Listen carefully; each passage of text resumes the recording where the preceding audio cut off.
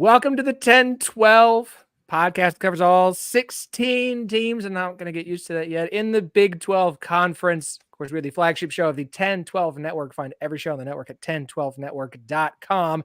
And of course, we are partners with Sports Social, Europe's biggest sports podcast network. Thank you for joining us for night 4 of Rankings Week.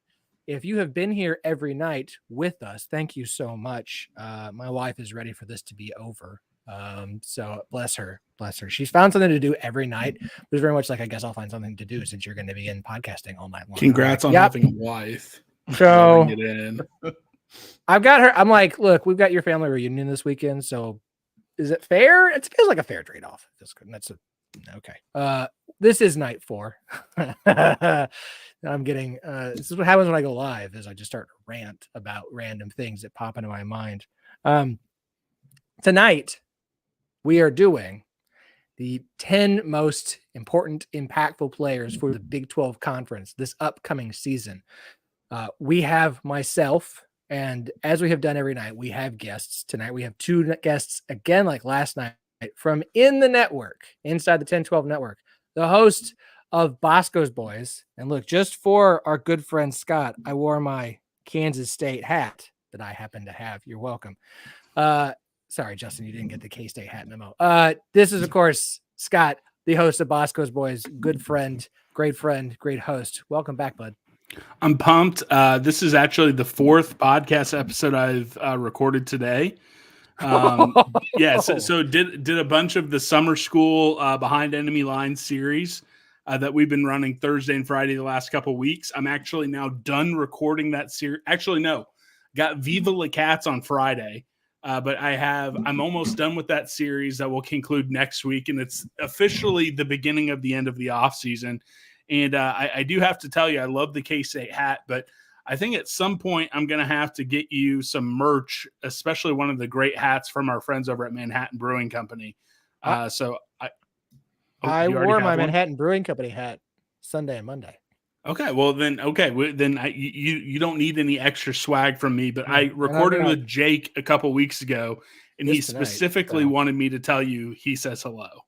Oh, well, that's very nice. I love those guys. Yeah, no, I wear my, I've got a very nice black felt flat bill with the leather patch on the front. I wore that Sunday and Monday, and then I mixed up. So I wore TCU yesterday, K-State today. I don't have OSU on to wrap things up.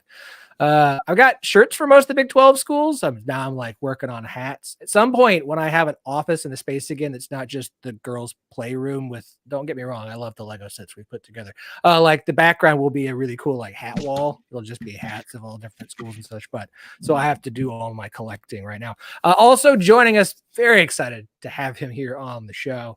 I feel like the guests get better and better each night. Don't tell Joe I said that because that sounds really bad since he was our first guest. But Justin Williams of The Athletic used to cover Cincinnati, now covers the Big 12 as a whole. Justin, welcome back, man. I appreciate it. Appreciate you guys having me. I don't have any swag, but I guess I have. This is the giveaway Big 12 Media Day notebook. So I think that might count. And I am on hotel Wi-Fi. So if I get garbled or cut in and out, apologies. Justin, I have to ask, no, I'm jumping in, Phillip. I know it's your show, but I've had a bullet bourbon or two. Justin, did you see those coffee mugs that were circulating at Big 12 Media Days? Was that only like the higher end media? Or did you snag one of those? What's the story with those? So I got, I guess you could call it a coffee mug at the Big 12 men's basketball tournament in Kansas City. It was more like a coffee kind of shot glass, like espresso style. It was small, but they also, unfortunately, they gave a nice bottle of barbecue sauce that I couldn't finish and then take on the plane in the amount of time I was in Kansas City. But I did not grab one from Media Day. You put it in the shot glass, you take the shots of barbecue sauce. I mean, that's what we were doing. Yeah, I think that's how you take the burn end, then you chase it with the shot of barbecue sauce. Well, but there's only so many you can do. I have to ask, do you know which barbecue spot they gave you the sauce from? Do you remember? If you throw some out, Q39 Jack Stack. Q39 is great. Bates. It was not in that one. Well, it might have been Bates or it was another. It might have been Gates. Okay, it wasn't. I'm trying to think. Joe's. Yeah, there's a lot. There's It was so like an many. old institutional KC one. Yeah, Maybe so Gates. if it'd be Gates or Jack Stack probably, I think it was Gates, which I don't know that I've had. I have had Q39 or Arthur Bryant's. I don't know. We're saying all these. Phillip needs to come out to Big 12 basketball tournament and see all the barbecue. Oh, look, I am like every birthday for my girls is like 1 year closer to a little enough, like old enough that I have a little more freedom to like leave for the weekend and not leave my wife with just an absolute house of chaos and a now 2-year-old who still acts like a baby because of course she's the baby of the family and still wants to be treated like a baby sometimes. So we're getting close. And the mugs are awesome. I am in case Clark is watching this, you can mail me one anytime, bud. Anytime would be great.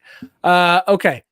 We are ranking the most important players in the Big 12 this season, the ones that will have the biggest impact in the conference. We all have our list. The way we're going to do this, I am going to let Justin, since he is not as much of a regular guest as Scott is, go through his list 10 to 1. And so as you name someone, then Scott and I can add our input on if we had them there. That way we're not doing like someone talks about Avery Johnson, and then 5 minutes later we're talking about Avery Johnson, then 20 minutes later we're talking about Avery. So that way we'll go ahead and talk about one player at a time and kind of get all our thoughts out on that one. And then once Justin is done, we'll go through who Scott has on his list we haven't discussed. And then we'll go through who I have on my list that we haven't discussed. And that's how we'll do this show tonight. That way we'll hit everybody on all our lists. I've loved doing it this way because it really does kind of give us an opportunity to talk about a lot of different players. We may say that we're going to talk about the 12 most impactful games, but I think we talked about 20 something games last night. Transfer portal players, we had 12 each, and that list was more like 17. So it really gives us an opportunity to emphasize, like, even when we're doing lists like this, it's really hard because there's really a whole lot more players who are going to make a big impact, a whole lot more games. When you have 16 teams in a conference without divisions or any sort of format like that, it's just like there's going to be so much that it's fun. Like it really does feel like this year and the first year, it's like trying to drink from a fire hydrant, not a fire hose, a fire hydrant. Like they pop the whole thing open and you're trying to drink out of that. Like that is what this feels like. And it's both fun and exciting. I hope it doesn't feel like this next year, or I might have to retire. But we're going to give it a shot, at least for year one of 16 teams. I don't need any more. I don't need AC. Don't do this to me again, Yormark. Can we wait 4 years before we add anyone else? The 2030 is fine. All right. So, Justin, you are up first. Who is number 10 on your list? So number 10, I have Micah Hudson, the true freshman wide receiver from Texas Tech. This is like the classic kind of cheating in the 10 spot. I don't think he's going to be one of the 10 most impactful players necessarily, though he might be because he's crazy talented. Why I think he's important is more or less about this year for Texas Tech and more about the future. Obviously, huge recruit, biggest recruit in kind of the modern recruiting era for Texas Tech, a feather in the cap of Joey McGuire. They've talked about that he's going to come in and play right away. And you kind of got to say that when you get a recruit of, Micah's caliber to a place like that. He did miss spring ball, I think with like a left knee scope, but all the reports are he's going to be good to go and play this season. The reason I think he's important is because, and I wrote about this, The Athletic, what you can't have Micah Hudson come in and you don't use him, or, he kind of doesn't pop and then he's in the transfer portal a year later and all the excitement and all the fanfare you had from getting this big 5-star top 10 recruit in that class is gone because he's gone. So, by all indications, this kid's ready to come in and play and be a contributor right away. Assuming that is the case, you got to find ways to use him because that's only going to help them recruiting moving forward. They've done a good job, McGuire and Coach Juice, their wide receiver coach. They've got a couple like in-state 4-star kids at receiver who were committed in the 25 class. They've kind of built on that momentum a little bit. And this is what McGuire sold when he took over. He was, the high school coach in the state. He knows the state really well. He's going to get these kids. He knows how to go after them. So now you got to kind of come in and show like, all right, we got this kid. Now we can use him. And so any other recruits out there who want to go to Texas or A&M or TCU or wherever, it's, if you can bring Micah Hudson in and he's an immediate impact player as a true freshman, that just helps you immensely moving forward. in the same way that if he doesn't and he's in the transfer portal and he goes to Texas or wherever a year from now, that then hurts that sales pitch. People will use that to recruit negatively against you. So Mike Hudson could be a breakout impact player on the field for Texas Tech, but to me, like, he's so important this year for what Joey McGuire is trying to do in the future moving forward. Okay. I like it. Scott, do you have Mike Hudson on your 10? I do not, but I want to applaud Justin because for the 10 spot in this exercise, looking beyond just this year and really setting the table for what Joey McGuire wants to accomplish at Texas Tech. You now kind of make me feel inferior with my list when I'm looking at my 1 through 10. So you laid out the perfect vision, and I think for Texas Tech to achieve what they want to in this new world of college sports, this new world of college football, being able to present Texas kids a path to be an immediate impact, especially those 5 stars, you have me sold. So I'm ready to put him as my number 1 after hearing you talk. So he's the only kind of big picture one I had, but I do think that there's that there's something there with him and what it could mean long term. All right, I'm guessing you didn't have him either, Phillip. I did not. I have hold on, let me look. Do I have it? I have 1 wide receiver on my list, and it is not him. Okay, it might be the. I get it. It's a great argument, and I love it. It's a fantastic pick. I appreciate that you used your number 10 to go a little bit outside the box. That's what makes this fun. I think that's fantastic. All right, number 9, Justin. Who's number 9 on your list? Yeah. The other thing is I was trying to not just go QB with every pick because I think I know. I have 6 QBs, so that was like one of my non QB picks. Which is wild for the year of the quarterback in the Big 12 and how much the quarterbacks are getting talked about because of how important they are. Like, it's actually a pretty good quarterback group in the Big 12 this year. I think it's a lot better than it was last year. Yeah. And so you look at them and you go, I mean, I get it, quarterback's important, but like, quarterback is so important this year because it's just like in a conference like this, if you don't have one, like, you're going to fall way behind. And it doesn't necessarily, like, Micah Hudson's importance isn't necessarily just about whether or not Texas Tech can make it to Arlington this year. Like, it is importance from a this year and a long-term standpoint. And I get all that, but like, it's so hard not to just pick quarterbacks. And so, like, I'm sure we all have like 6 or 7 quarterbacks on our list, and that's fine. Like, it is what it is. It's a perfect opportunity to talk about quarterbacks. So I'm sorry I interrupted, Justin. Please, who do you have at number 9? No, you're my next 4 quarterbacks. So we're going to be getting into a lot. At number 9, I have Shedeur Sanders. Similar situation. Like, for me personally, I don't think Colorado is going to make the Big 12 championship game. I don't personally think they're necessarily going to be in the title race. I could be wrong. They have a lot of talent. They have arguably the best quarterback in the conference. We'll see. They have arguably the best kind of like position or skill position talent in the league.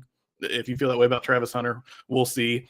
Could have put Travis Hunter on this list, but for me, the Shedeur Sanders thing, I do think whatever success Colorado has this year is going to have a lot to do with Shedeur and maybe how he progresses from last year in terms of, can you take less sacks? Can you protect yourself a little bit better? Because that's going to be important. But also, this is another one, I guess, also kind of looking ahead, like, is Shedeur a first-round quarterback? And I think we're going to find that out this year. Maybe that's important for Colorado, especially if, Deion Sanders stays there for a while. Can you then bring in the next heir apparent to Shedeur, who's not your son, and be able to point to, hey, this guy's yes, he's my son, but I also made him a first-round quarterback.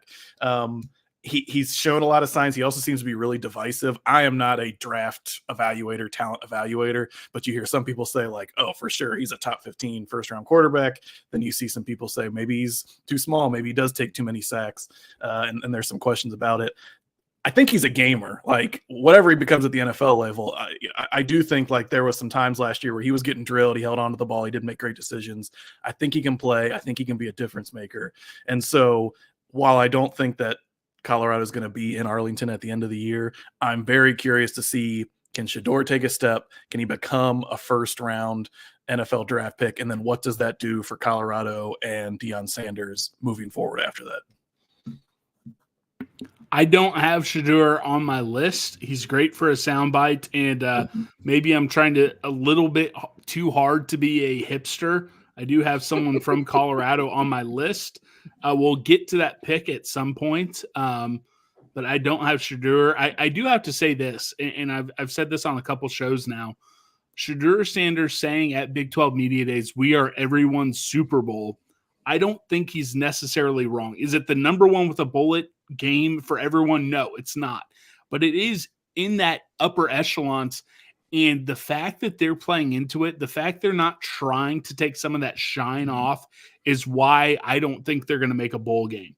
I understand being, confident, having that bravado. But if they came in just a little bit more calm, a little bit less playing to the clicks, as Dan Lanning would like to say, I think maybe they'd have a shot at being a bowl team. I don't think they have a shot because they are making it so they can't creep up on anyone. No, it's true. And they're going to have a lot of people watching them, like they did last year. But, it's also, I think we're going to get a sense pretty early, like they could lose to North Dakota State in that first game. And so, like, North Dakota State's going to be really jacked up for that. So, I'm with you there. I think they need to get to a bowl game to kind of, feed some of the hype they've been getting. But I could certainly see a scenario where they don't make one. Yeah, look, they teams were circling them last year in the Pac-12. Like, that's not new for them. Like, him saying that is fine. I mean, it's a little bit different because last year you could really tell where when games where they knew they were going to get blown out, Deion was much quieter. He didn't have the verbal bravado out in public when it was games where they, like, going into Oregon, you didn't see Deion saying a lot because he knew deep down they were about to get steamrolled, and they did. And so, like, I don't know that confidence is a plus or minus for them because he's not necessarily wrong. Everyone's got them circled. Super Bowl, sure, if that's the term you want to use, because that's the term that gets used. But, like, yes, everyone's going to have Colorado circled because every time one of them opens their mouth, everyone's going to be like, all right, I look forward to the opportunity to shut it. So I get it. I get it. I do have him on my list. I have him at number 7. Like, here's the thing. I went back and forth between him and Travis Hunter. And the difference for me is, like, if they lose Hunter, I think they've upgraded enough around talent that, like, Hunter is not as big a loss as Shedeur Sanders is. Hunter is a far better player. Hunter is a better athlete. Hunter is one of the best. Like, Hunter is a guy who should legitimately be getting real Heisman buzz preseason and should be considered, especially if they do reach a bowl game. Like, but if they lose Travis Hunter, I doesn't necessarily change my expectations of Colorado. If they lose Shedeur Sanders, I won't pick them to win a game. Like, that's the level of importance to me of him on that roster compared to everybody else on that roster. So I have on the list too. I think it makes a lot of sense. So that is enough Shedeur Sanders talk, and we'll move on. All right, number 8, Justin, who you got? Another quarterback. I have Garrett Green from West Virginia.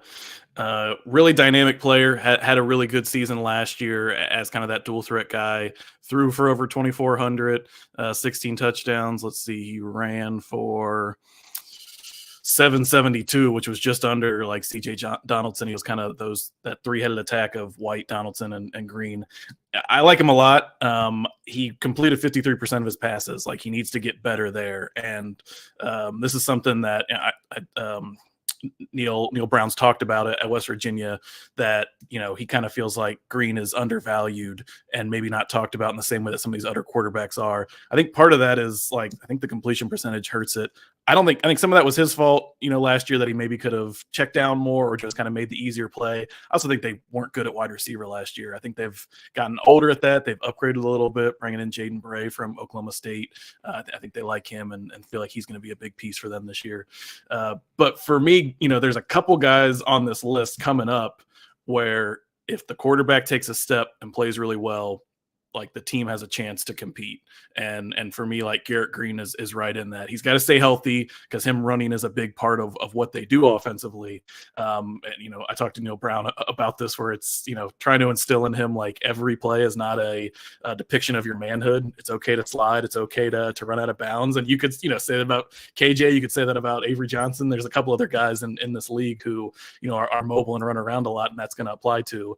And so I think if he can mature a little bit and take another step, especially throwing the ball, like, I think West Virginia, because of how well they can run, they could be a team that is in that mix, when you get to November. I don't have them on this list. I sent this to Phillip, 2 or 3 weeks ago. I got excited. I sent him all of my stuff. And when I revisited it today, that was the one on my list that I didn't have. I was like, do I want to go against my gut instinct and add him? And I didn't. I think they have enough good running backs that they are who they are. I don't think that they're an Arlington contender, but I think in the important games, because I sent Phillip my list for all of them, I think my final 3 games, and I said, hey, yeah, it was my final 3 games. I had West Virginia games, and I didn't even include all of their games. I think they're going to be the kingmaker. They just aren't going to be the king. Whoever goes to Arlington is going to have to beat West Virginia, and anyone they beat will be eliminated. I think they're the litmus test to be an Arlington team. So that's the one. If I was to redo it 15 minutes before we hit record, he would have been on my list, but he's not. He's not on mine either. I do have a West Virginia player, but we'll get to him at some point. It's not.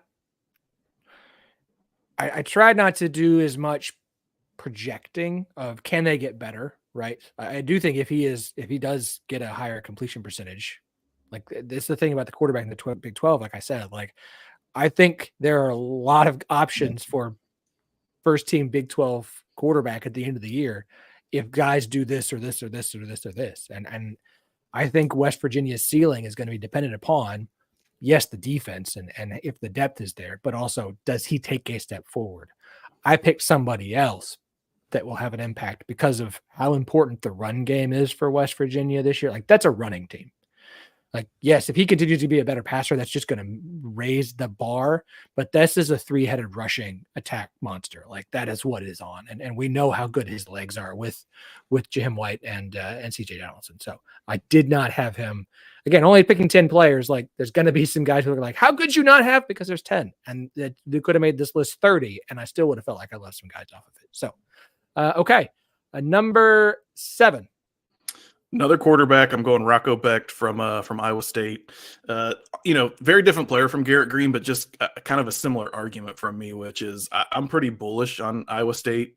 They have a bunch of returning production. They were my team when I was going through like post-spring that, I kind of, if you can consider them a dark horse, they're kind of outside that top 4. Like they were the one that I was most intrigued by. And it's because of him. Like, everyone in Ames remembers, but I think a lot of people understand he was not supposed to be the starter last year, and he kind of got thrust into it a year sooner than expected. And I actually think they're really going to benefit from that because you saw him get better over the course of the year. And I think he has a chance to really continue to grow and improve.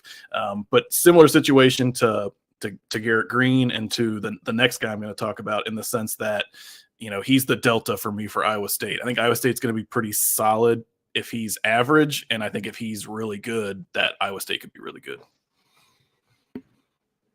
So we still haven't hit anyone on my list. I'm not a Rocco believer. So the finale of my summer school behind enemy line series is Iowa State Farmageddon final week of the season. And I think when you look at Rocco, I think it's an inkblot test. I think you can see what you want in him. I think that if he exceeds what I expect from him, it'll be like, okay, he's a solid top half of the conference type of quarterback. I don't see any scenario in which he is a top 4, top 5 quarterback in the Big 12. I'm someone who thinks that if there wasn't a blizzard in Manhattan, Kansas, everyone's looking at Iowa State and saying, sure, they return a lot of production, but it's from a 6-7 team that got their ass kicked by Memphis in a bowl game. So I think if weather or if there was something to play for in Manhattan would have been a little different, a lot of hype around Iowa State would not be there. I'm also salty. I'm also a K-State fan who buys into the Farmageddon rivalry pretty big. I have someone from Iowa State on my list, but I fully acknowledge anytime that there's one of these rankings, and I sent all of it to Phillip with my reasoning. I think I called myself out for being biased in a couple of those against Iowa State. So anyone Iowa State listening or watching live, I fully acknowledge that it's coming from a place of bias in the Farmageddon rivalry, but I just do not buy into him being a top 5 contender. I think if he has a good season, we'll say, all right, he's the 8th best quarterback in the conference. I do have Rocco. I've got him number 5. I am on the high on Rocco's side. And I think that I actually have another Iowa State player on this list, which looking at now, you have 2? Oh my, Phillip. Yeah. You're running a network and you have 2 Iowa State. Logging off. Yeah. No, I'm not. Yeah. I'm not because Phillip is awesome in this ranking weeks. It has been awesome. But I am reconsidering some stuff. I'm reconsidering how I feel about. I have Iowa State as more of a like should be contending team than you do, and that's okay. That's okay. Oh, I already know with Shahan on tomorrow. I know, and I told you this. I told you this before we hit record. I can't watch it live because Shahan, one of my all-time favorite human beings in the world, I can't watch that live because I might say something I'd regret in the chat. So I know I'm going to have to listen to that one the next day. That's fine. You can just leave a review, leave it 5 stars as well. We'd really appreciate that when you listen on iTunes, or 5 stars on Spotify is also good. The context for Rocco is I don't think he was as thrust into the starting role as late as I think most people think. I think Iowa State knew what was going to come with Hunter Deckers and the investigation far earlier than we all did. And so Rocco was kind of the guy they were preparing earlier than we thought. I think that kind of showed in the results because I went into the season like, okay, well, this whole scandal is going to throw the whole year off. Good luck getting to a bowl game. And then they did get to a bowl because they kind of exceeded expectations based off everyone had because of the investigation. And so I do think that plays into a lot of people's expectations. And they do return a lot. But as we mentioned, returning production is only as good as the production actually is. So it's a metric to pay attention to. But I do like Rocco, and I do think he can take another step. I would like him a lot more, and I would like Iowa State a lot more if they didn't have a third offensive coordinator in 3 years. But alas, c'est la vie. I think I'm high enough on him to think that he is important because Iowa State's defense is going to be good like it always is. And so if he is good, you talk about West Virginia being a kingmaker. Like, even if Iowa State doesn't make Arlington, Iowa State is such a pain. Like, if he has really good games, it's going to lead to losses that some are not expected that is going to impact the race to Arlington. So, like, that's why I have to have him on this list. Yeah, I mean, I think you could put Jaden Higgins. I think you could put Jalen Noel. I think you could put Abu Sama. But, like, to me, I'm a little more confident in those guys, which is why, like, I have Rocco as more important because I think there's more room for growth and more potential impact if he does take that next step. All right, number 6. All right, this is the last in my run of 4 straight quarterbacks before we take a little break. I have KJ Jefferson. Transfer quarterback into UCF, comes over from Arkansas. To me, he is the biggest example of this. I think UCF has some really good offensive talent. RJ Harvey, Kobe Hudson, they bring in Penny Boone in the transfer portal. I think they're going to be good. I think they're going to be able to run the ball offensively. If KJ Jefferson, if he can like tap into that full potential, which I'm sure if any Arkansas fans are watching this, they're like screaming because that was part of the problem at Arkansas. But if Gus Malzahn can like find that and tap into that to me takes like UCF from middle of the pack, best of those former G5 teams this year to like fringe contender in my mind. If he's all the way like peak KJ Jefferson, I don't know if he can get there, but that's why I think he's so important because I think, there's, if he struggles a little bit and just, is kind of beyond what his prime was as a college player, at least, then middle pack, maybe even lower floor for UCF. If KJ Jefferson comes in and, Gus Malzahn's able to tap into like the Cam Newton, Nick Marshall offense or something like that, then I think you're talking like UCF is going to be in the hunt a little bit late into the season. I don't know if they can get to Arlington. I'm not ready to say that, but I think the potential of KJ Jefferson is really high there. UCF is my dark horse. KJ Jefferson is number 6 on my list. And if I would have applied for credentials, KJ Jefferson would have been my preseason newcomer of the year. I think Arkansas was the problem, not KJ Jefferson. I think that this is a Kroger brand, Cam Newton. I think that Gus Malzahn is going to shock folks. I think they are going to contend for Arlington. And I'm a KJ Jefferson believer. I think this is the perfect fit. And if he doesn't succeed, and if UCF falls, short of, if they end up with 6 or 7 wins instead of 8 or 9 or more, I think my entire opinion of Gus Malzahn needs to be reevaluated because I think very highly of him. I think UCF's going to have a massive year, and I think KJ Jefferson is going to be part of that reason. Hey, UCF's my dark horse. You guys both have him at 6. I have him at 4. I had him when we did transfer portal players on Sunday night. That was my number 1. Like that, he is an absolute perfect fit for Gus Malzahn's system and what he likes to do in offense. And even if you're getting 2022 KJ Jefferson at Arkansas and not 23, where you brought in Dan Enos, who made 0 sense as far as an offensive play caller and scheme to fit KJ Jefferson, and it's like square peg round hole. Like, why would that doesn't make it like we're going to turn him into something he's not and ignore his strengths. Gus is going to use KJ's strengths. That's when you're going to get the best out of KJ with the weapons they have there. With like, here's a question: who's got the better 3-headed monster? I'm just side tangent. UCF with KJ Jefferson, Penny Boone, and RJ Harvey. Kansas State with Avery Johnson, Giddens, and Edwards. K-State. Or West Virginia with Garrett Green. Still K-State. CJ Donaldson and Jaheim White. And I know, Scott, I know what your answer is going to be. But I'm more interested in Justin's answer because, like, you talk about running back duo quarterback, like, dual threat quarterback. Who's got the best trio to you, Justin? A lot of miles on KJ Jefferson. I like him. I covered Cincinnati played at Arkansas. I think maybe it's to open the 22 season, and like he's just one of those guys when you see him, you're like, holy shit! Like, I mean, he looks like a defensive end. He's just huge, and he can, he's not a great passer, but he's a good passer. He can sling it a little bit. But yeah, as much as I like agree with you guys that Malzahn can tap into this, and I don't know that I'm on the Gus bus. I'm like at this bus stop waiting for the Gus bus, but just because of like I'm a little hesitant because of the miles on KJ, I think I would lean, not just saying this because Scott's here, I think I would lean Kansas State for the 3-headed monster.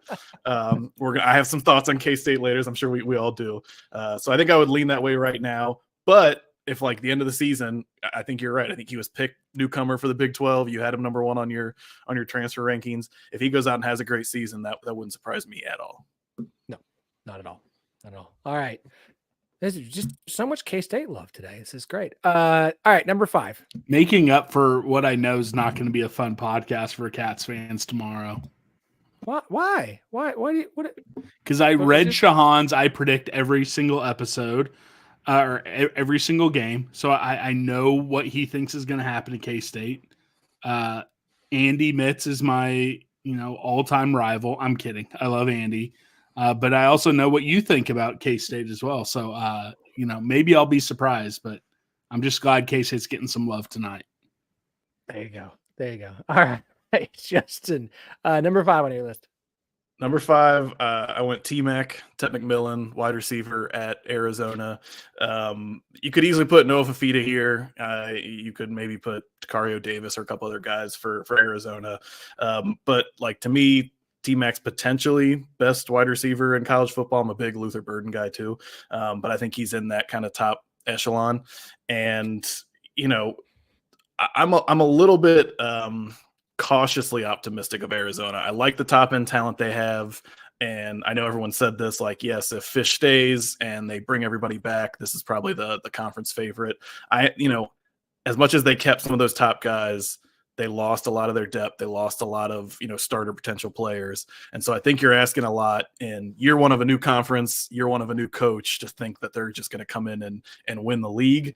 But if they do, I think it's going to be the Fafita T-Mac connection. And I think it's just because teams can't find a way to stop McMillan and he goes off in a couple games.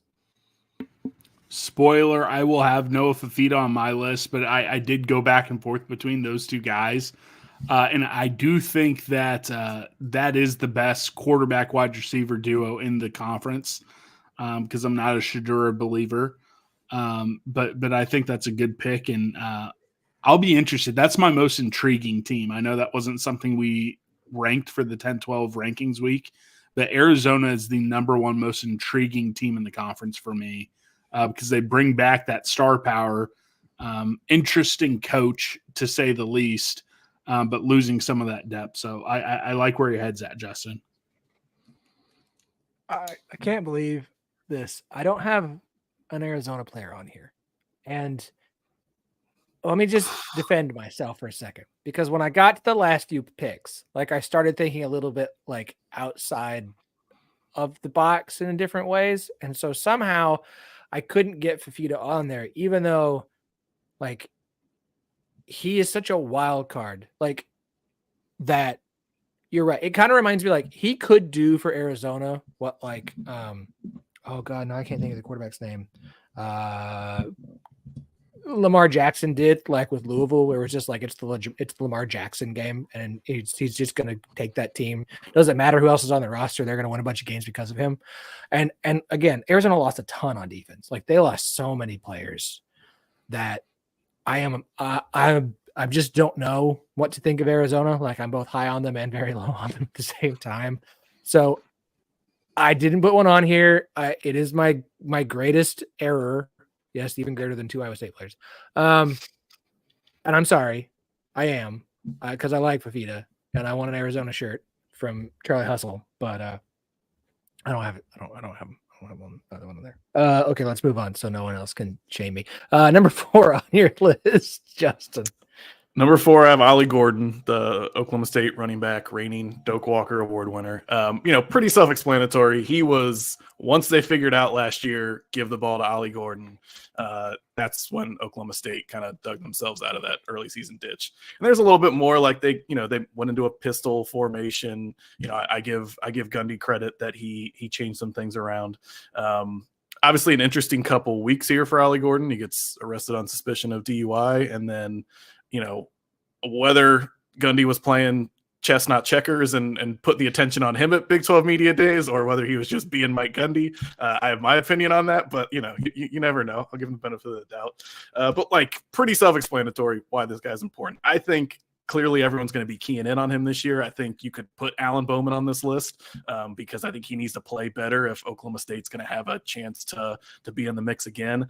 I'm like maybe a little bit bearish on Oklahoma State just because I think they overachieved last year. And I think, again, everyone's just going to be like stacking the box to go after Ollie Gordon. But that kid's really good. If he has another season that's, even rivals what he did last year, like they're going to be a tough team to play.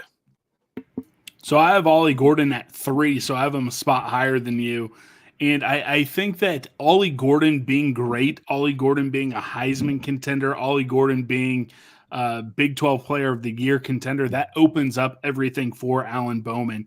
If you have to use linebackers, have safeties looking in at Ollie Gordon in that elite rushing attack, that allows for easier throws for Alan Bowman. It allows for some of those wide receivers who I'm very high on for Oklahoma State, allows them to have single coverage or allows them to get a step on a safety on a play action play. I think if Ollie Gordon is what we saw, from the K-State game, shoot myself in the head on, why couldn't you guys wait a week to figure that out? But if we see that Ollie Gordon, I think that allows margin of error for Alan Bowman, allows margin for error for, the offensive line and pass pro, allows for margin of error for wide receivers to excel at Oklahoma State. That is going to be the straw that stirs the Oklahoma State drink. So I have him at number 3. I also have it number 3. I just he is so important. And look, I do think defenses kind of figured out the adjustments that Oklahoma State made as the season went on. You could tell. But even still, like you look at the BYU game and he struggled in the first half. And then the second half, I think he scored like all of OSU's touchdowns. Like it just touchdown. Like even when teams started to figure some things out, they still found ways to get him the ball and to make him effective. And so Like, it will be interesting to see how they use him. Can they get creative? You've got like your entire offensive line returning. I know people are really high on Oklahoma State's offensive line. I'm always very hesitant to be overly high on Oklahoma State's offensive line, because just because they were healthy last year doesn't mean that that's not going to go back to the normal trend of you're shuffling through guys because no one can stay healthy. But OSU is going to go as far as Ollie Gordon takes them. Yes, the defense is going to have to take a step forward. I do think this wide receiving core at OSU is way underrated. And Alan Bowman has to be better, but this team is going to go as far as Ollie carries them. Like it just is. Which is going to be 50 times a game. Apparently, the first game is what Gundy said. Y'all, I put a poll on Twitter of like, what would be a worse punishment if you were a player, miss a game or run stadium steps, and more people picked miss a game. And I was like, y'all have never run stadium steps before in your lives. Like, if you picked, no, I could never want to miss it. Go. I don't mean like you go up and down one time. Imagine running the whole stadium all day, like 14 days in a row. Then come tell me, would you rather miss a game or do that? Y'all would rather. I don't understand it. I don't. You just never run stadium steps. It's the worst. But yeah, number 3. They will punish him. So who is since that's who's number 3 for me, and for Scott, who is your number 3? Another running back. This is where we get to talk about the 3-headed monster. I'm going DJ Giddens here as my number 3. Could very easily put Avery Johnson. Could probably make a Dylan Edwards case. The reason I picked DJ Giddens is really an Avery Johnson case. I'm high on Avery Johnson. I love the hair. I love the confidence. I think he's going to be really good. I am not like, unfortunately, I'm beyond the gaming part of my life, but I know already that K-State is like a popular, college football 25 pick because of Avery Johnson in the running attack. I'm all in on that. K-State was my, team. I picked them first in the media poll for the Big 12, all that kind of stuff. I'm falling in love with you, Justin. Platonically, but I'm falling in love with you. I appreciate Justin's that. About to get his Boscoe boys invite when this episode is over. I know. I'm like, okay, can I kick off Viva La Cats and get Justin to talk about Cincinnati? I just want to hang out with him. Come to Kansas City, eat barbecue. Come to Manhattan, go to Manhattan Brewing Company. Let's be best friends, Justin. It sounds good to me. I do love the Viva La Cats guys. Those are good people. Anyways, the reason I went Giddens is because as much as I am high on Avery Johnson and like him, like we still haven't seen Avery Johnson, other than the Pop-Tarts Bowl, we haven't seen him in that lead role. I think he threw 66 passes last year. Almost half of them were in the Pop-Tarts Bowl. He was great when he came in. He obviously runs the ball great, but when he's in that lead spot now, he's the guy. Like, the best way to take a little pressure off you is have DJ Giddens just be a beast and throw Dylan Edwards in there too. But I think that's going to help him progress as a young quarterback if he has a bell cow or two next to him. And I like DJ Giddens a lot. I think he's, we talked about quarterbacks. There's a ton of good running backs, obviously, in this conference this year. I think he's right up in there in that top group. And so I'm high on Kansas State and think they have they're my number 1 team to win the league. And I think if they do, Avery Johnson will have a good year, but also DJ Giddens will be a big part of that. I don't have DJ on my list, but DJ the Blue Jay Giddens, the pride of Junction City, someone who was not recruited at all, someone who was just like, okay, he just kind of showed up on K-State's roster on scholarship. And, he had a big year in Deuce Vaughn's final year. I think he's going to be an NFL guy. And in the state of Kansas, where Devin Neal, who is maybe my all-time favorite KU football player, this is not meant as shade at Devin Neal. DJ Giddens had more yards from scrimmage last year. He is just right on par with him on yards per touch. It's not just workhorse. He has been a great asset in the passing game as well. He's not on my list. Spoiler alert, Avery Johnson's on my list. Mainly because Dylan Edwards is there, and then there's some young running backs that hopefully they redshirt. Hopefully we don't have to figure out who they are, but I think K-State's running back room goes super deep. Brian Anderson, friend of the pod, has done a great job there. I love DJ, the Blue Jay Giddens, maybe my favorite player on this team, but he's not on my list, but I appreciate you having him on this list. And again, Phillip came into this being my favorite person on this podcast. You've now overtaken him tenfold. You're about to lap Phillip. So watch out, Phillip. I'm now a big athletic guy and a big Justin guy. So sorry, man, I'm going to look for a transfer over to their network. Well, if that didn't give him a boost up, this will. I don't have DJ Giddens on my list. I don't have Avery Johnson on my list either. Did you pick 10 people? Time out. All you picked the Iowa State starting offense? What do you have? Yeah. He's like, he has Jalen Noel, Abu Sama, Rocco Brecht. He's like, oh yeah, Matt Campbell's gonna suit up and play tight end. My God, whatever. There's four tight ends on my list now. I do love Steve O'Klotz. That's such an Iowa State name, isn't it though? Yeah, I already know. I'm not going to want to listen tomorrow. Whatever. It's fine. Number 2 on your list. Yes. Number 2, my last 2 are quarterbacks. Number 2, I'm going Jalen Daniels, Kansas quarterback. Like, he's one of my favorite players in college football to watch, let alone the Big 12. But he's got to stay healthy. You know, they don't have Jason Bean there anymore. I think Kansas can compete for a Big 12 championship, but if they do it, like, Jalen Daniels has to be there and play more than 10 games. And that just has not been something he's been able to do, unfortunately, the past couple of years. Back injuries are tough. I certainly I'm not blaming him for the injury history. But to me, like, we know he's good when he's on the field. It's just he's so important that he has to stay on it for them. He's my number 2 as well. Debated him being number 1. He's electric when he can play. You mentioned it. The most he's played in a season is 9 games. I think, and if you dig far enough on YouTube and if you read some of the stuff, there's some, the other KU players who went to media days maybe didn't get the talking points. I don't think he's as healthy as they're trying to let on. I would be shocked. I'd be shocked if he played half the season. But if he does, that's massive. Andy Kotelnicki gone. Jason Bean gone. Some of their offensive analysts that had all sorts of praise here in the Kansas City market. I hear more KU talk than I want to, but they're gone. They replace a lot of analysts. They replace a lot of coaches. And look, their defense isn't going to be good. I do not think KU – I think KU is going to have to score 30-plus a game to win, and they're not going to be able to do that without Jalen Daniels. All the praise to Cole Ballard. Andy Kotelnicki's gone. He's not going to be able to do smoke and mirrors and get him to have a serviceable game.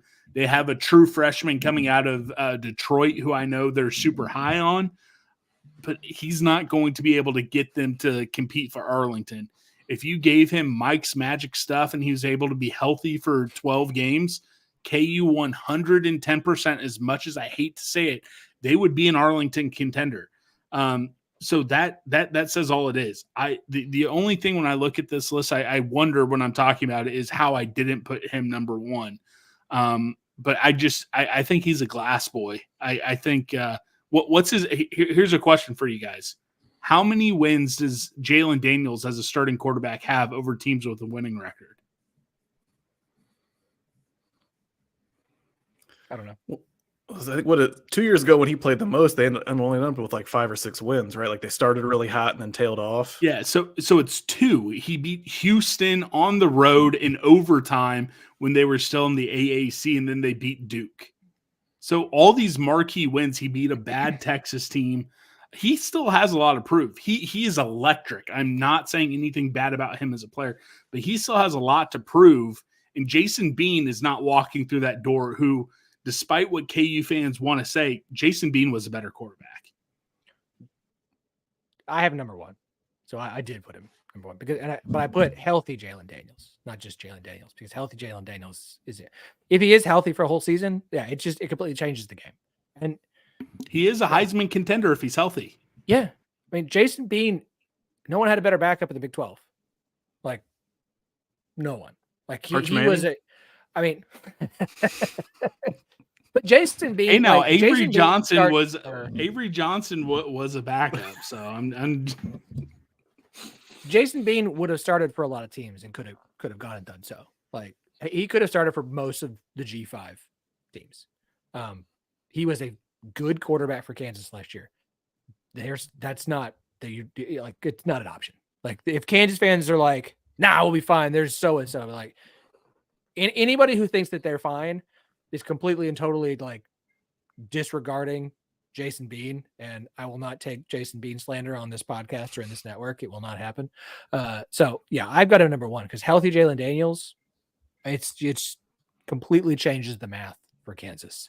Unhealthy this year, especially, it could get rough. It could. It really could. All right, number one. So my number one for me was obvious, and it's Cam Rising. And, you know, a little bit of a similar argument here, but this is a guy who has not played since like January of 23, but you know, 22 season, missed all of last year. I have a ton of respect for Kyle Whittingham and Utah and what they do. I do think they're going to come in and be a contender. I think if you're kind of looking for like who's that team that could emerge from the Big 12 consistently, I think Utah is on that list, you know, here in the near short-term future. But like this year, I have no idea what they're going to get out of Cam Rising. I have no clue if he's going to look anything like 2022 Cam Rising, if it's going to take a couple weeks, if he can make it through a whole season. And so for me, like when I think about important, again, I'm kind of thinking about, all right, who's going to have the biggest impact on how good this team is. If you get 2022, 2021 Cam Rising back when he was like 32, 33 years old, then, you know, I think that Utah is, you know, that they should be, you know, considered up there with K-State as one of the favorites for the league. If you get a guy who, you know, looks like he hasn't played football in over a year and looks like a seventh-year quarterback and can't stay healthy, then I'm not sure what we're getting out of Utah. And you can kind of say, you know, Brent Keithy, the tight end, same thing. He hasn't played in a year and a half. Micah Bernard, their running back, missed a lot of time last year. So this is kind of the deal with Utah in general. But yeah, for me, Cam Rising is like the biggest question mark for like kind of how this Big 12 season could play out in general because of how important he could be on the ultimate champion potentially. I have them at 4, mainly because if you look at Utah's schedule, if you get like a part-time schedule for Cam Rising, if you were to say, hey, he's playing 6-7 games, if you get to hand pick those 6-7 games, I think Cam Rising could still get them to Arlington if you get the right 6 or 7 games. But you laid it out. You know, if they have playoff ambition, if they have, hey, we're going to come in and be the big bad of this conference like Utah fans think they're going to be, they need 12 games of Cam Rising to hit that potential, to be that final boss, to be that, you know, heavyweight contender that they think they are. So I have him at 4. And again, I think when I go through my list, everyone's going to look at my number 1 and be like, okay, you could have pushed everyone up and Cam Rising probably could have been number 3. But I'm interested. I'll be interested to see how he looks those first 4 weeks in the season. I have him number 2. If you're going to have the expectations that everyone has for Utah, and I do think that they are, I listened to the Split Zone Duo pod today, and they did their Big 12 preview, and they do a great job.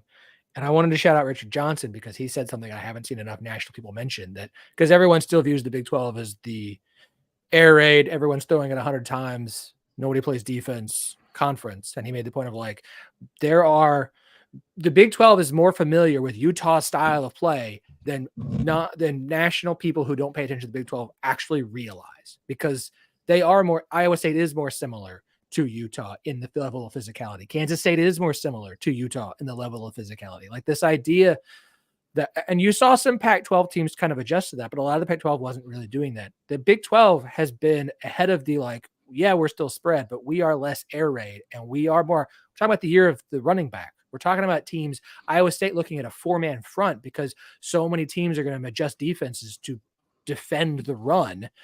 Like, I don't think Utah is going to come in and just be this, we've never seen anything as physical as this, or this kind of ground and pound. It's like, we're just not familiar. Like, it's not the level of zig to everyone's zag that people seem to think it is, in my opinion, having watched the Big 12 for the last few years. Everyone who's like, no, they're not, no, Big 12 fan teams aren't ready for what Utah's bringing.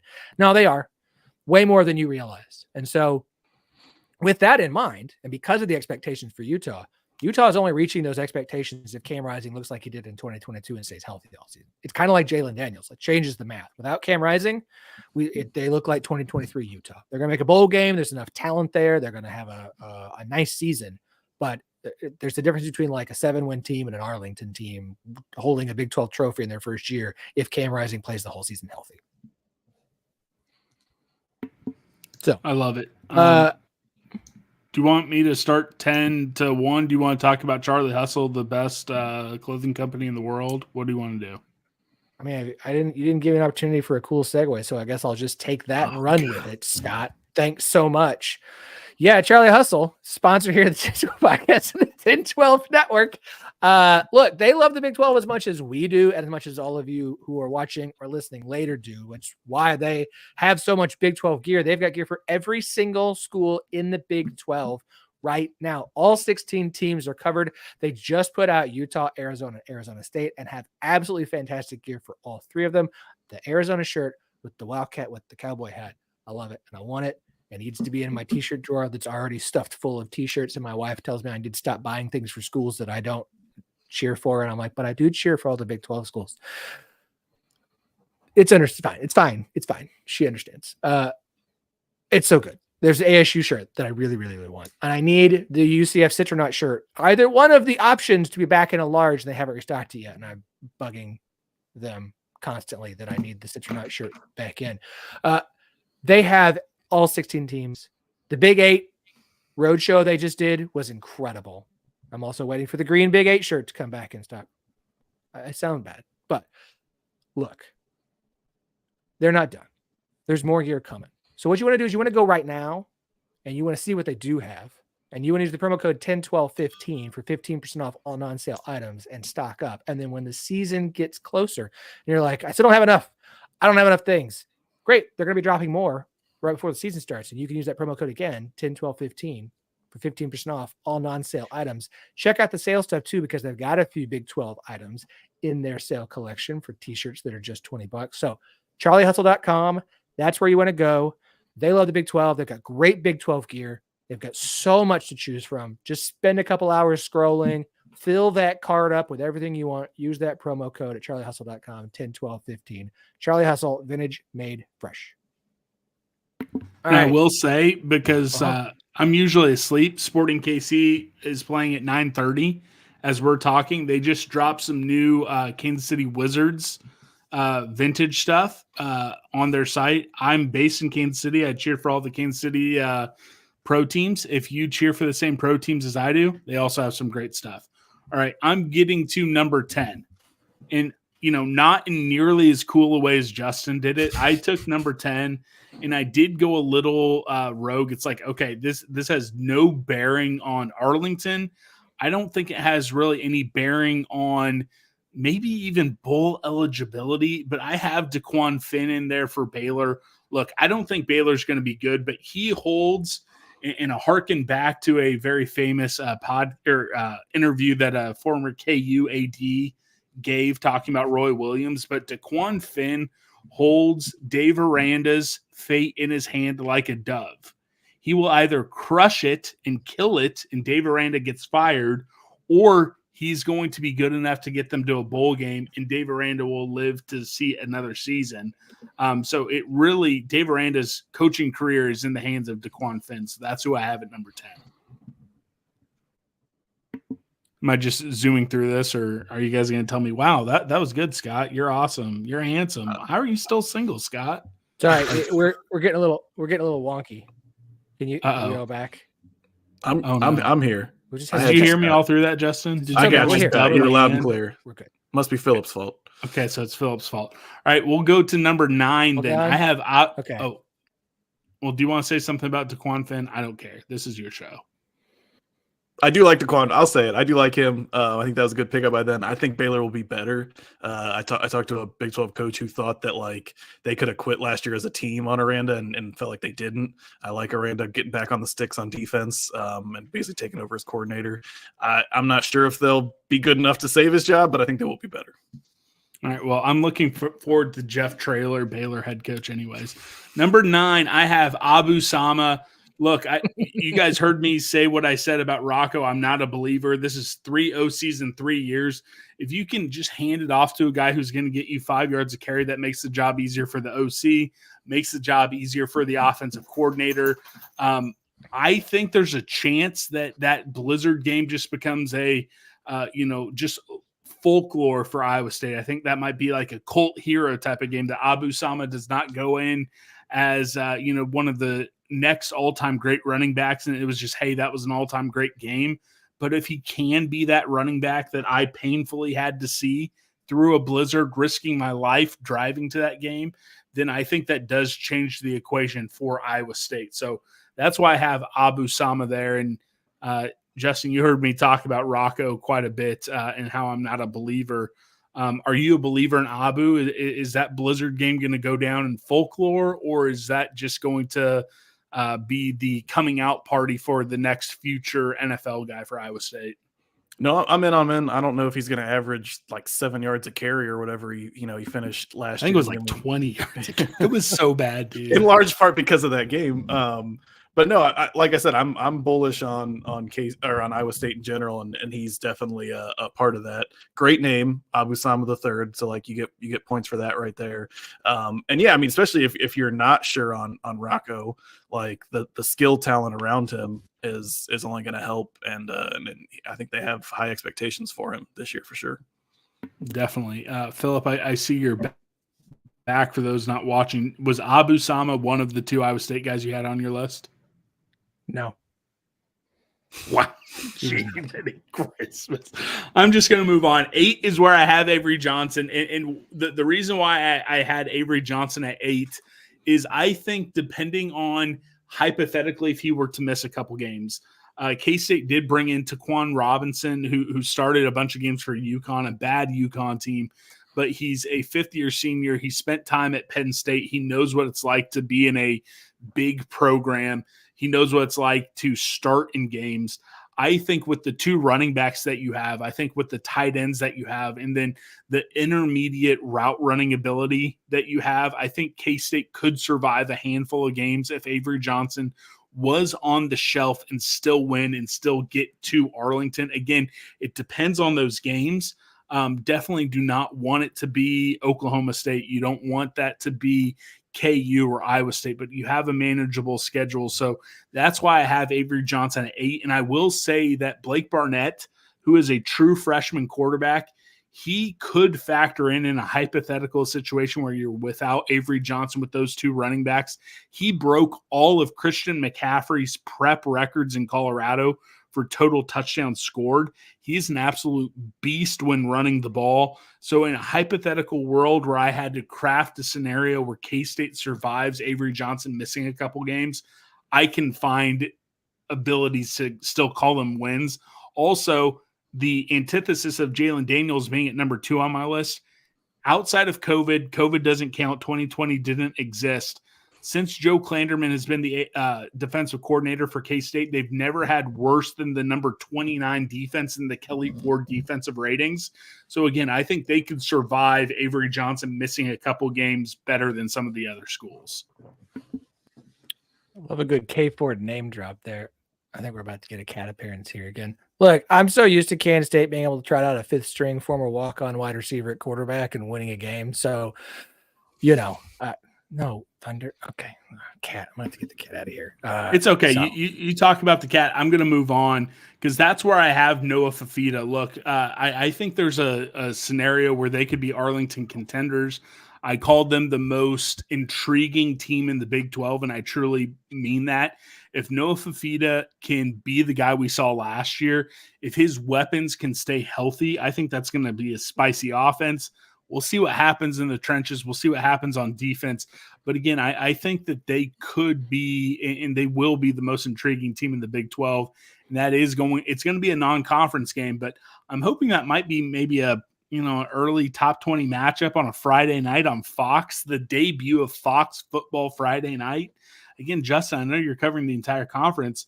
Manhattan has a regional airport with direct flights to Dallas very early in the morning on Saturday. So you might need to come in and see that game for yourself. Noah Fafita versus Avery Johnson. They just redid that airport, didn't they?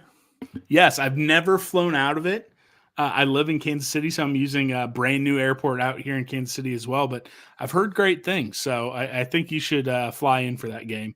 Phillip, you can too, but Justin's my new best friend, so it doesn't really matter. That's fine. That's fine. I have I enough had friends. KJ Jefferson as my number 6. We already talked about it. I have Taj Brooks at number 5. We all know what happens to Texas Tech quarterbacks.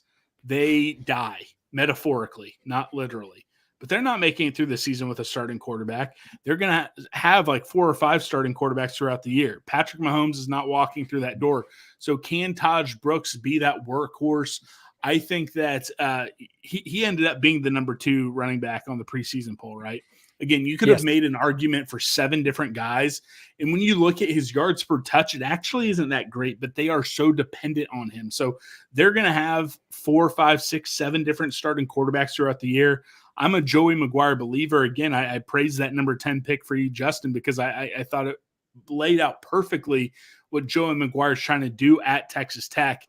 But I think for this season, if Taj Brooks lives up to what he did last year, takes that step forward, and maybe they have a little bit more health, maybe they have that season where they're contending for Arlington like everyone was saying last year. Maybe, I think Phillip loves saying this, maybe everyone was just a year too early on Texas Tech. So I have Taj Brooks at number 5.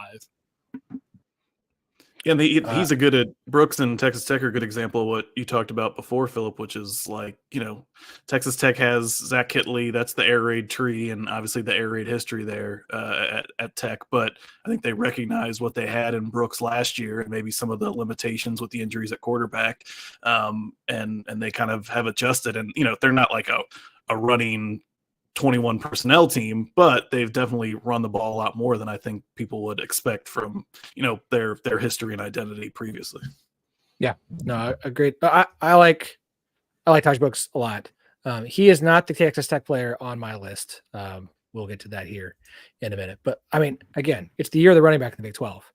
Like, there are a bunch of the best running backs in the country in the Big 12 this year, like just hands down, period.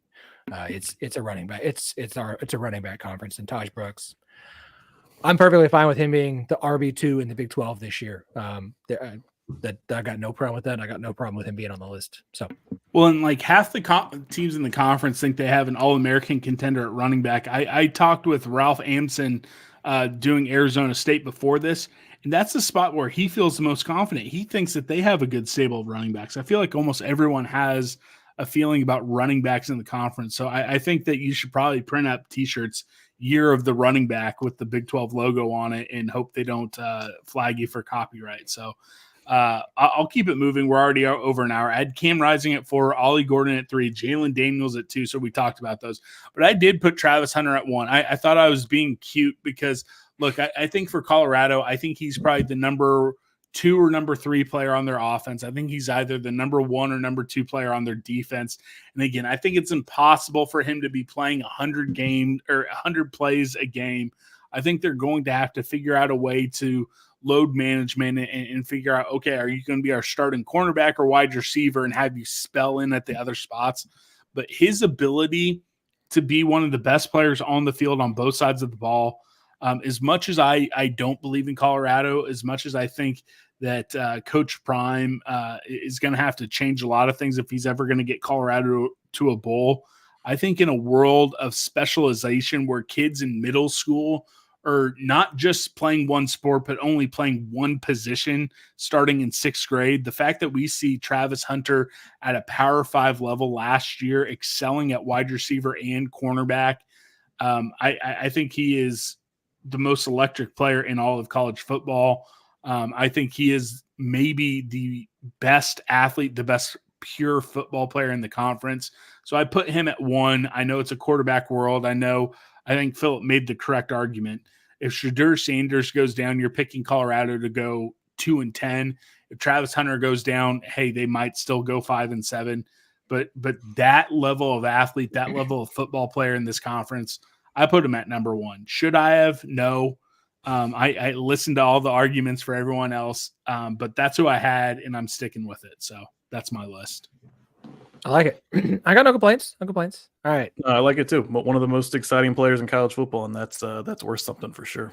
Absolutely. Absolutely. All right. Let's get weird. Here's my last 4 that we have not talked about. Number 6 is Wyatt Millum at West Virginia. If this team is going to run the ball as much as they're going to, even even if Garrett Green takes a step forward from a passing standpoint, this is still going to be an offense that runs the ball with its three-headed monster.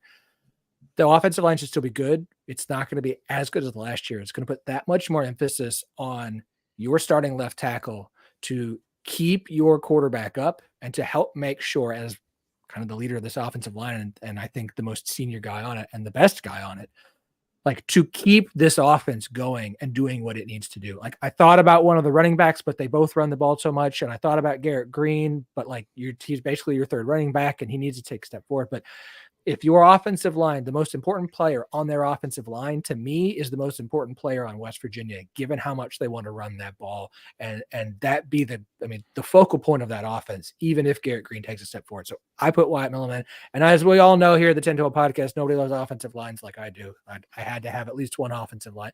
There has to be an offensive lineman on my list. It's impossible to have a top players list and me not put an offensive lineman on it. So he's my number 6. Number 8, we all had someone different from Texas Tech. I put Baron Morton. It is Morton time. And we could make the jokes about the fact that's the t-shirt I want printed is it's Morton time, but it's got to be, it's Morton time. And then on the back, we can all make our jokes, but ... Yeah, it's Morton time. I know this is the biggest if possible. If he is healthy, which I'm waiting for them to prove, and he stays healthy for a season.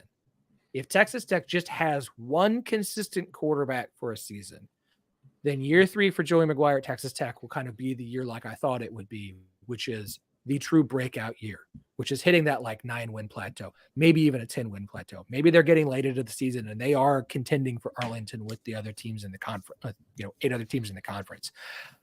Baron Morton is his health, because look, we've felt the last couple of years like, okay, I feel good about who's kind of behind there. Okay, we'll kind of see like the backups have some potential.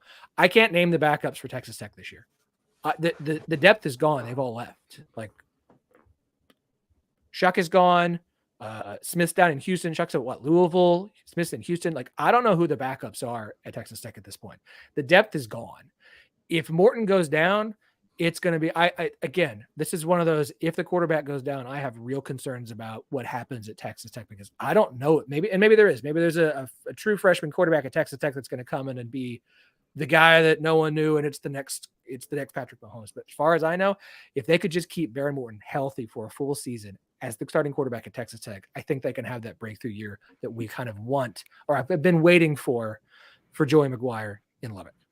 Who plays the highest percentage of their team's offensive snaps? Morton, Daniels, or Rising? It's a good parlor game. I haven't been in the threads lately on Texas Tech, but I know at one point he was like seeing shoulder specialist, which isn't what you want. Is there an update? I think he was at media day. I mean, the weird like, hey, we're just resting him for spring. We don't even play him, was like, Joe, you didn't need to say anything at all. Like that would have been like, you've made this a story when it could have been a non-story by not saying anything. They're selling that he's healthy. I'm kind of the same way with him as I am Jalen Daniels, of like, I'm going to believe it when I see it, because at this point there's a lot of talk about it, but it's not talk that makes me like feel like confident and warm and fuzzy. So we'll see. I mean, I think to answer that question, I know it was a joke, but I'll take Cam Rising because he's taken a full year off to like try and actually fully get healthy and kind of back in normal. And they just keep trying to throw Jalen Daniels back out there, and they want to throw Baron Morton back.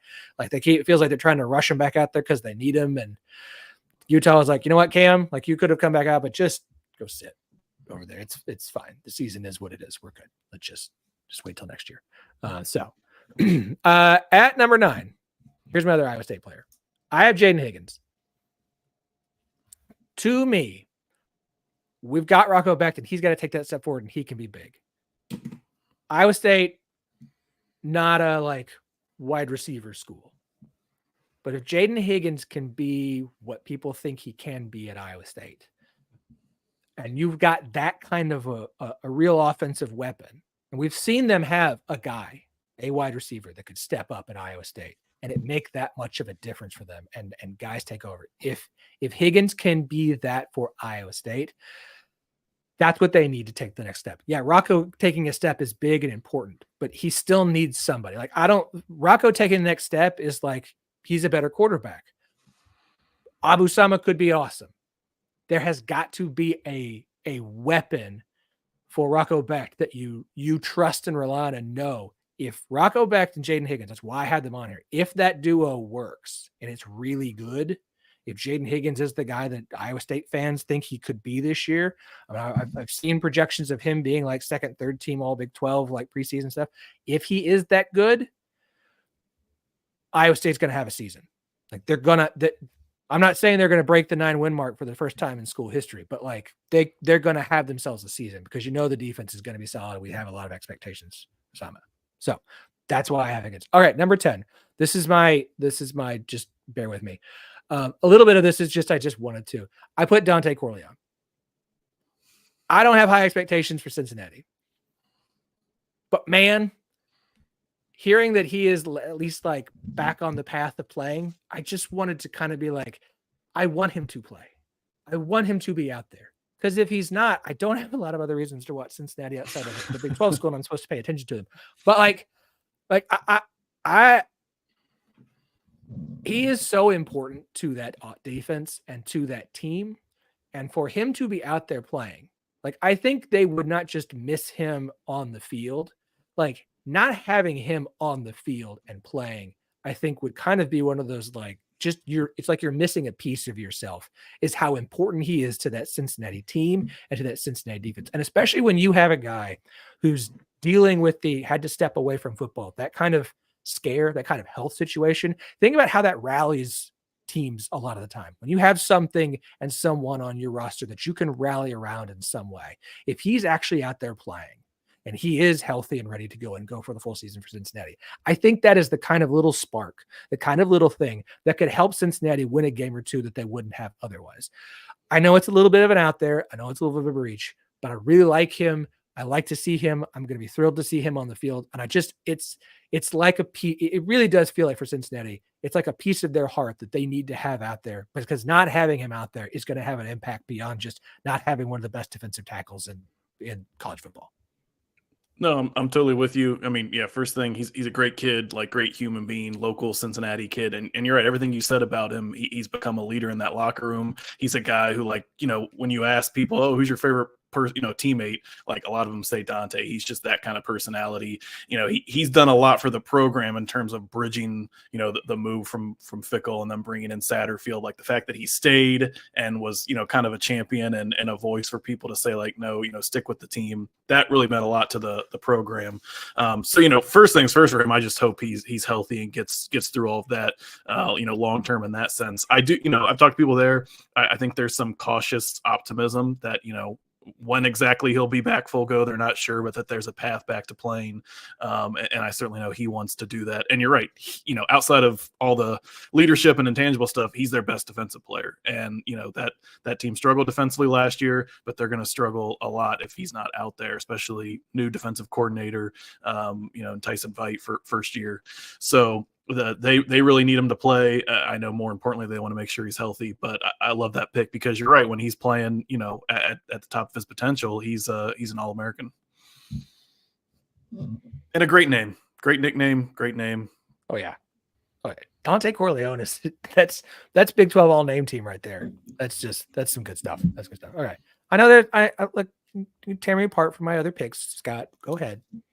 No, I outside of having so many Iowa State fans, or not fans, players on there, I liked it. I liked it. Okay, all right. Too many Iowa State players, but again, whatever. That's fine. It's fine. I gotta get them happy. I'll just put this in the Wide Right Natty Light Discord, and they'll talk about it and be excited about it. I know there's about 3 of them who will. All right, this has been a ton of fun. We have gone longer than I expected, but I don't really care. This has been a very enjoyable time. You guys, both of you, awesome. Scott, you're always awesome. Justin, we do not get you on here enough, and we will try and rectify and remedy that this season. Justin, do me a favor. Obviously, you write for The Athletic, and you do a fantastic job. And I know how some people feel about The Athletic and certain people there. Y'all, Justin is just read the writers. Don't worry about the whatever. Okay, set all that stuff aside. Justin, where can everybody check out the work you do? The fantastic work you do, I will note, covering the Big 12 Conference. I appreciate you saying that. I'm on Twitter at Williams_Justin. And yeah, if you haven't, subscribed to The Athletic, and I'll be covering. I just actually made a stop through Big 12 country today. I have a couple of Big 12 specific stories coming up here before the season, and appreciate you guys having me on tonight. While we've been recording, I became a first-time ever Athletic subscriber just for you, Justin. Not kidding. So, Scott, I appreciate you.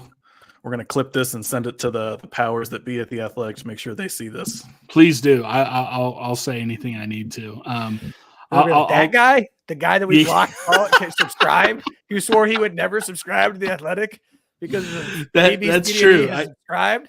Justin, I think I could probably compile my own stuff that I've said and tweeted, but again, I enjoyed chatting with you and always enjoy chatting with Phillip. I'll just segue this into my 45 seconds of fame. Phillip, I always appreciate you letting me come on. I think every time I come on, it goes longer than you want it to.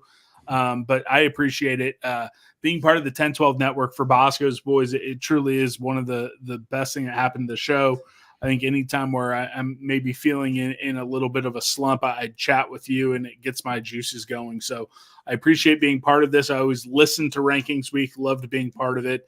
Boscoe's Voice has been going 5 episodes a week all month outside of 4th of July. We'll be doing that all the way through the balance of the year. We'll have Phillip on. I might have to manufacture these and have Justin to come on as well. So at Boscoe's Boys, 5 episodes a week, all the way through the balance of 2024.